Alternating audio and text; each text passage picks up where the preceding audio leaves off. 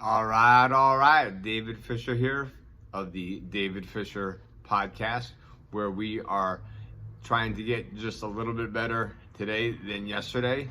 So, on today's episode, we really want to first thank everybody for comments, likes, shares, and subscribing to the David Fisher podcast show.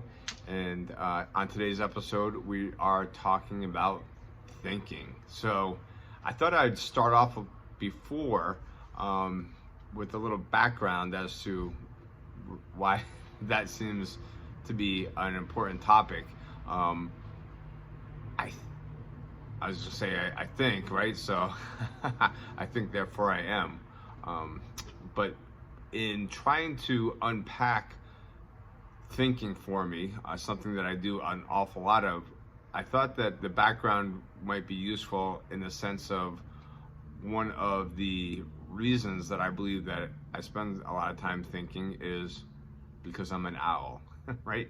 What does that mean, an owl? So some people might be familiar with the DISC assessment. It is a behavioral assessment tool, but nobody ever really remembered what DISC, D-I-S-C, stands for. It is dominance, influence, steadiness, and consciousness. So I actually wrote these down so I could remember what they are, because I don't even remember what they are, or I just would make up what I think the D, I, S, and C stood for in the DISC assessment. So along came a organization that changed the not so much the meaning, but the way to remember the different letters of the assessment as into birds. So D, which is dominance, right?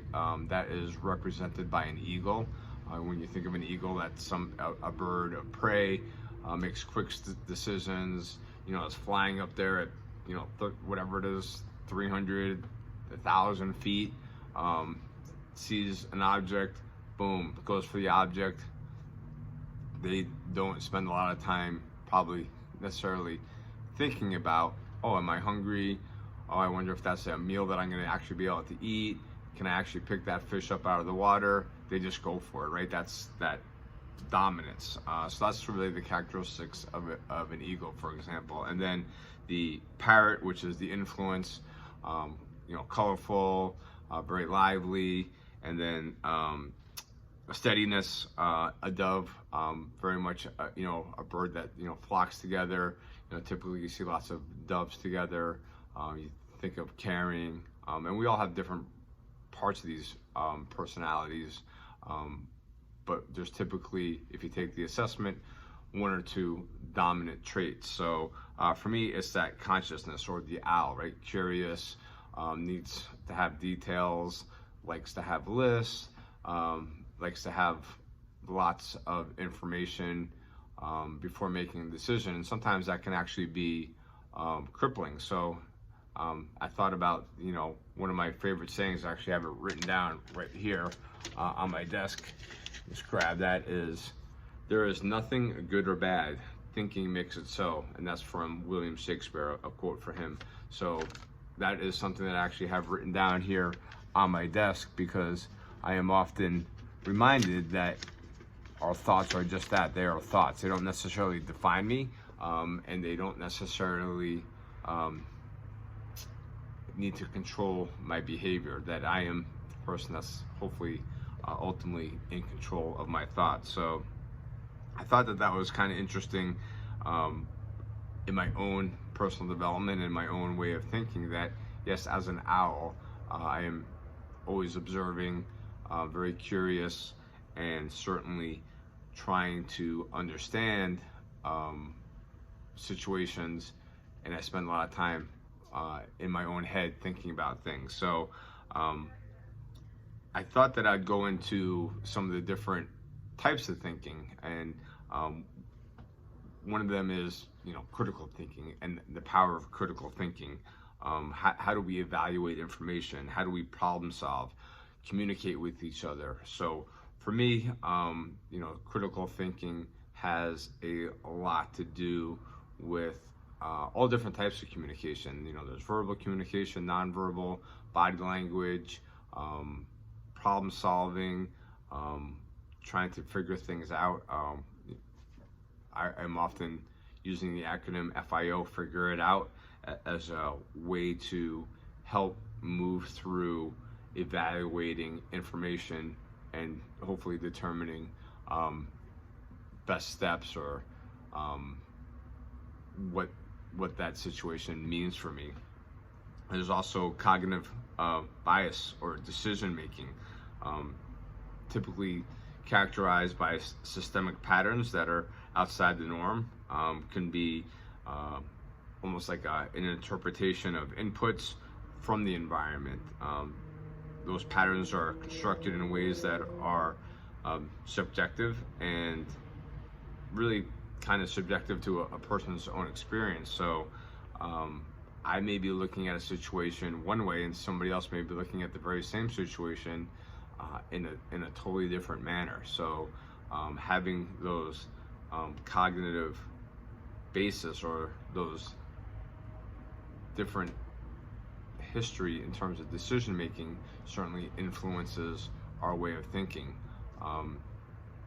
Certainly I'm not an expert at in therapy. I spent a lot of time in therapy, but part of the therapy that I've gone through is that cognitive behavior, or trying to really get at the root of, why am I behaving in such a manner. A lot of times I would think that, oh, well, I do this because, I used to say it all the time, a product of my environment. So, almost in a way to say this isn't my fault. I've since learned to change my way of thinking, to understand that that is definitely part of what makes me who I am. I wouldn't be here doing this podcast or having these types of discussions and moving myself, hopefully in a way to create impact, without having my own history. That's obviously unique to me. It makes me in a very unique position, obviously, to talk about my own experiences. Nobody else has experienced them, although there's certainly been shared experiences, but a lot of this has been obviously the last 50 years of my life. So there's also then another form, or like self-reflection or metacognition type of thinking, that has a little bit more to do with thinking about our own thinking. So that has to do with strategies, personal development, trying to be more aware of our own thoughts. So this has been a big one for me, in terms of trying to understand that just because I have a thought doesn't necessarily mean that it's true. I don't know, I've heard all kinds of different numbers, anywhere from 50,000 to 90,000 thoughts that the human brain has in a single day. I guess that's maybe varies from person to person, but let's even take the low end of that and say, it's 50,000 thoughts a day. That's a lot of thoughts, and not all of them necessarily are true thoughts. So having the ability to maybe step back from that a little bit and have a different perspective, even if it's your own perspective, to kind of have that pause and say, wait a second, just because I'm having a thought, like Shakespeare said, it doesn't necessarily make it good or bad.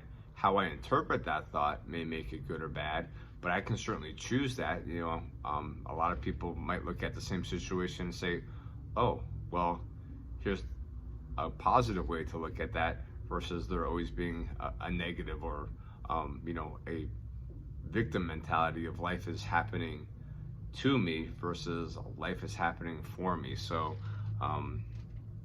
another type of thinking is creative thinking. That's our ability to have ideas and to explore, and again, there's problem solving involved in that, but that creative thinking is a great tool to help really navigate lots of different avenues in life that maybe are shut off, or maybe haven't been explored, or paths that haven't been taken.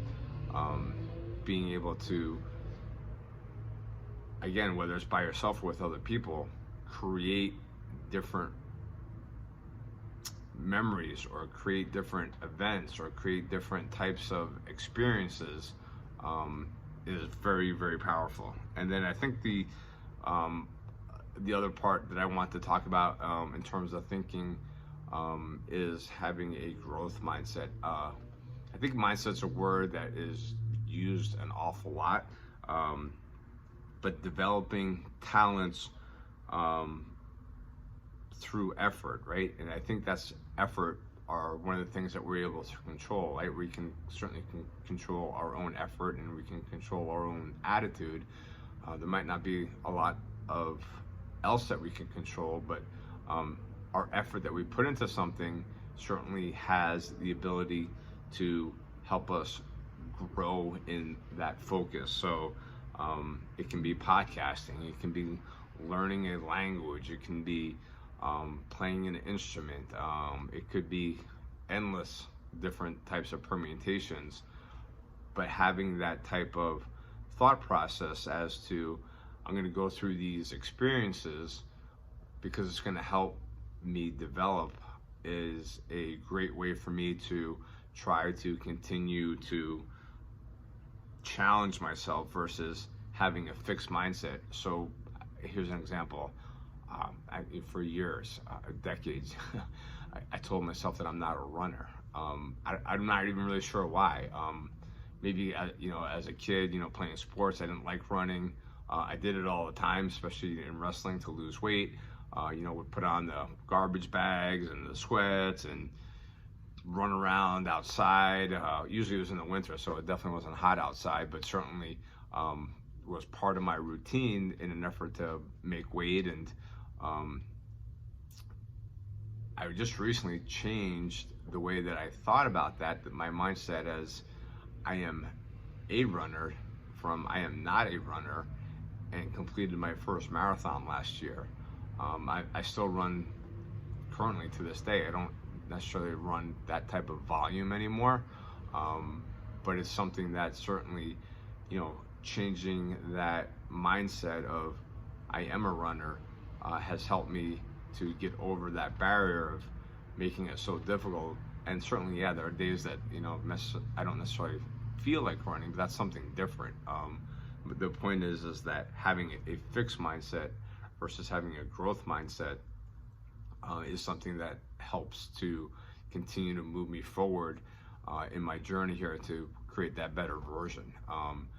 Lots of different challenges, doing an obstacle course race this weekend, Spartan race coming up, doing my first Ironman next month. So again, it's really just about having that growth mindset of saying, this is something that maybe I don't feel comfortable with, but I'm going to be comfortable feeling uncomfortable in an effort to move myself forward. So that was really kind of what I want to talk about as far as thinking. And again, I want to remind everybody, if no one's told you that you are worth it, let me remind you that you are absolutely 100% worth it. Thank you guys for tuning into the Dave Fisher Show. Really appreciate any comments, likes, shares, feedback that you may have in, again, my effort to try to get a little bit better today than yesterday. All right, peace out, guys. Take care.